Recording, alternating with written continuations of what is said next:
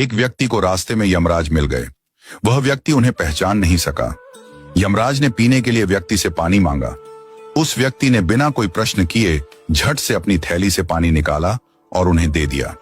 वृद्ध ने कृतज्ञ होकर जल पिया और फिर कहा, वत्स, मैं यमराज हूं। आज तुम्हारी आयु पूरी हो चुकी है और मैं तुम्हारे प्राण हरने आया हूं। यह सुनकर व्यक्ति का चेहरा सफेद पड़ गया। हृदय कांप उठा। डर के मारे उसके पांव लड़खड़ा गए। लेकिन यमराज बोले, डरो नहीं, क्योंकि तुमने मेरी प्यास बुझाई है। अतः मैं तुम्हें एक विशेष अवसर देना चाहता हूं, तुम्हारी किस्मत बदलने का मौका। उन्होंने एक डायरी उसके हाथ में थमाई और कहा, इस डायरी में जो तुम लिखोगे वही सच हो जाएगा। तुम्हारे पास ठीक 5 मिनट का समय है। जितना चाहे लिख लो, पर ध्यान रहे केवल 5 मिनट। इसके बाद समय समाप्त हो जाएगा और डायरी मेरे पास लौट आएगी। व्यक्ति का भय थोड़ा कम हुआ। वह सोचने लगा, अब तो मेरी किस्मत मेरे हाथ में है, मैं सब कुछ बदल सकता हूं। उसने जल्दी जल्दी डायरी खोलनी शुरू की। पहला पृष्ठ देखा। वहां लिखा था, तुम्हारा पड़ोसी रामदीन कल लॉटरी जीतकर करोड़पति बनने वाला है। व्यक्ति को ईर्ष्या हुई। उसने लिखा, रामदीन की लॉटरी रद्द हो जाए, वह गरीब ही रहे। दूसरा पृष्ठ लिखा था, तुम्हारा मित्र रघु चुनाव जीतकर मंत्री बनने वाला है। व्यक्ति ने लिखा, रघु चुनाव हार जाए, उसे अपमान झेलना पड़े। तीसरा पृष्ठ, तुम्हारा छोटा भाई विदेश जाकर बड़ा व्यापारी बनने वाला है। व्यक्ति फिर लिखता है, वह कभी विदेश न जा पाए, नौकरी के लिए भटके। इस प्रकार वह एक एक कर पृष्ठ पलटता रहा और हर पन्ने पर दूसरों की खुशियां मिटाने लगा। उसका मन ईर्ष्या और द्वेष से भर गया था।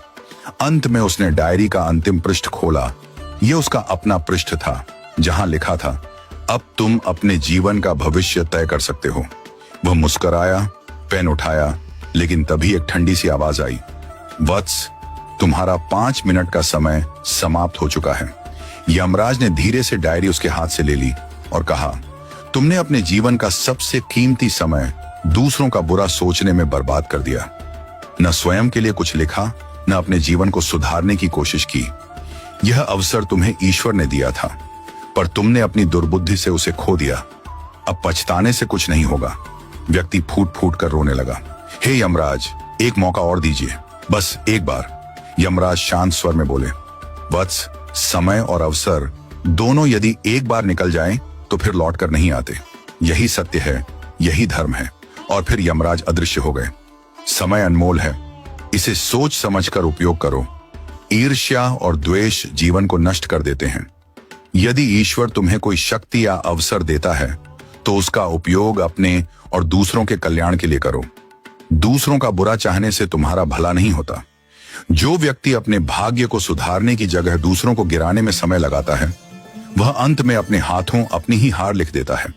सच्चा मनुष्य वह है जो अवसर मिलते ही प्रकाश की ओर बढ़े, न कि अंधकार में दूसरों को ढकेलने लगे।